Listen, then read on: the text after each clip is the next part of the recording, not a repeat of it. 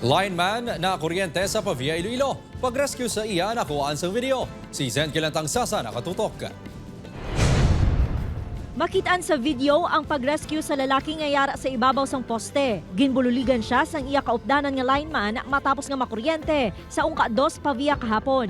Sa pahayag sang tagdumalahan sang Ileco 1, ang lalaki ang ginkilala kay alias Chris, 32 anyos. Lineman ini sang kumpanya nga nagaserbe nga kontraktor sang kooperatiba. Natabuan nga may scheduled power interruption kag naga-troubleshoot sa linya ang biktima sa matabo ang insidente. Live ang binag sa babaw ng linya, sa dalong linya ginaobra nila. So nautod ang linya, nagtapik dito sa dalong, mamoto nga nagka-ara siya sa kuryente. Gilayon man nga gidala sa ospital ang biktima. Nakaangkon ini sang menor nga pilas kagyara na sa estable nga kondisyon suno kay Engineer Paguntalan. Upod kay Cirilo Randuque, Zen Kilantang Sasa.